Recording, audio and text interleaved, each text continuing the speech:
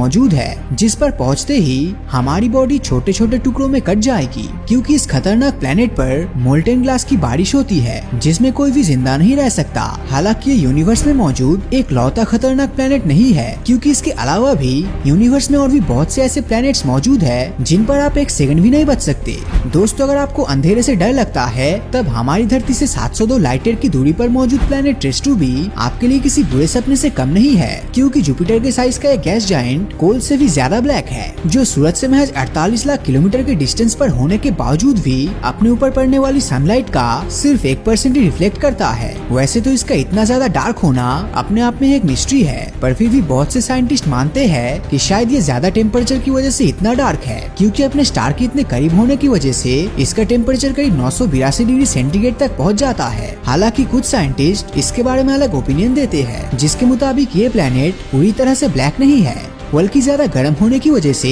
ये आग की तरह फेंट रेड ग्लो एमिट करता है। अब अगर आप ये सोच रहे हो कि ये एकलौता ऐसा प्लेनेट है तो आपका सोचना बिल्कुल गलत है, क्योंकि एस्ट्रोनॉमर्स ने हाल ही में कुछ ही समय पहले नेपच्यून के साइज के बराबर का एक और गैस जायंट प्लेनेट खोजा है जिसका नाम HAT-P11b है। दोस्तों, ये धरती से करीब 122 लाइट ईयर की दूरी पर स्थित एक ऐसा प्लेनेट है जिस पर हमेशा लाइटनिंग स्टॉर्म होती रहती है, जो इतने ज्यादा इंटेंस होते हैं कि उनसे निकलने वाले रेडियो सिग्नल्स को नासा के लगभग हर रेडियो टेलीस्कोप ने डिटेक्ट किया है। वैसे तो किसी को भी इन लाइटनिंग स्टॉर्म की सही इंटेंसिटी के बारे में जानकारी नहीं है, पर फिर भी इसका अंदाजा इसी बात से लगाया जा सकता है कि अगर इस तरह से पूरे प्लेनेट को कवर करने वाले कोई लाइटनिंग स्टॉर्म धरती पर आ जाए तब भी वो HAT-P11b से निकल रहे स्ट्रॉन्ग रेडियो सिग्नल्स का महज 1% ही प्रोड्यूस कर पाएगा। जब भी किसी प्लेनेट के शेप की बात होती है तब हर कोई यही सोचता है कि यूनिवर्स में मौजूद लगभग सभी प्लेनेट्स धरती के जैसे ही राउंड शेप के होते हैं, जबकि ये सच नहीं है, क्योंकि WASP-12b नाम की इस अगले प्लेनेट का शेप राउंड नहीं बल्कि एक के जैसा है।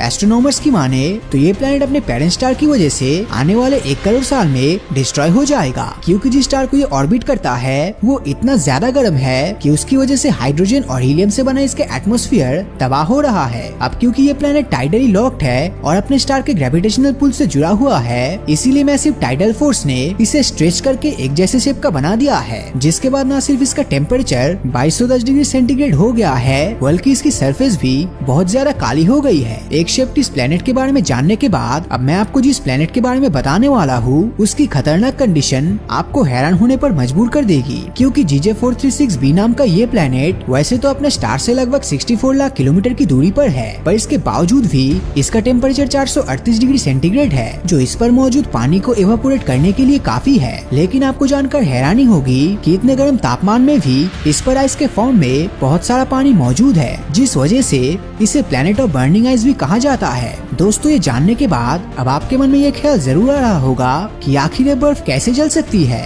ये वाला बर्फ हमारी धरती वाली बर्फ नहीं बल्कि I7 नाम का एक बर्फ होता है, जिसका स्ट्रक्चर न सिर्फ बहुत डेंस है बल्कि बहुत ही ज्यादा क्रिस्टलाइन भी है। वैसे तो सही मायने में कोई नहीं जानता कि इस प्लेनेट पर I7 का निर्माण आखिर कैसे हुआ, पर फिर भी बहुत से साइंटिस्ट ये मानते हैं कि शायद इस बर्फ का निर्माण प्लेनेट के कोर पर मौजूद स्ट्रॉन्ग ग्रेविटेशनल फोर्स की वजह से हुआ है। ये बात सच है कि यूनिवर्स में बहुत सी अजीब चीजें देखने को मिलती है, पर जब बात प्लेनेट 55 कैनकरी की आती है तब शायद ही कुछ इससे ज्यादा अजीब हो, क्योंकि धरती से करीब 40 लाइट ईयर की दूरी पर मौजूद ये प्लेनेट पूरी तरह से डायमंड से बना हुआ है। दोस्तों, इस प्लेनेट के डायमंड से बने होने के पीछे का रीजन है इसका एटमॉस्फेयर, जिसमें सबसे ज्यादा कार्बन है, जो इसके अंदर और इसके स्टार से आ रही हीट और प्रेशर को झेल कर इसके मास को डायमंड का बना देता है। अब एक तरफ जहाँ इस प्लेनेट की हॉट साइड का टेम्परेचर 2204 डिग्री सेल्सियस है, तो ही दूसरी तरफ इसके डार्क साइड में हाइड्रोजन साइनाइड मौजूद है, जिसने इसके सरफेस को सुपर हीटेड पॉइजनस फ्लूइड में कवर कर दिया है, जिस वजह से पल भर में ही किसी की भी मौत हो सकती है। खैर, जब बात मौत की हो रही है तब मौत के मामले में हमारा ये अगला प्लेनेट सबसे आगे है, क्योंकि यहाँ पर आपको बेहद दर्दनाक मौत मिलेगी, और वो इसलिए क्योंकि HD-189733b नाम की इस प्लेनेट पर साइडवेज मोल्टेन ग्लास की बारिश होती है, जिसके नीचे आने से आपकी बॉडी कई टुकड़ों में कट जाएगी।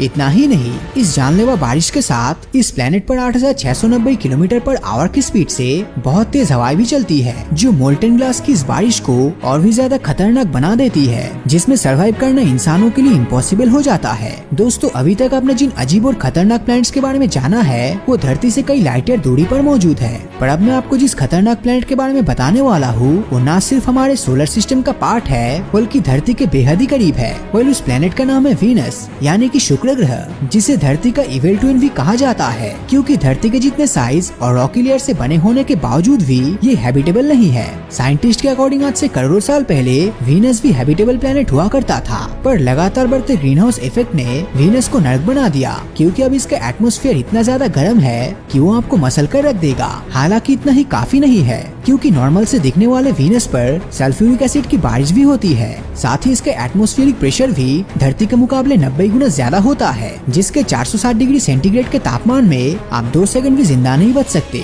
तो दोस्तों, इन सभी प्लैनेट में से आपको कौन सा प्लैनेट सबसे खतरनाक लगा, नीचे कमेंट करके जरूर बताना। और अगर ये वीडियो आपको अच्छा लगा हो तो इस वीडियो को लाइक और अपने दोस्तों के साथ शेयर करना मत भूलना। और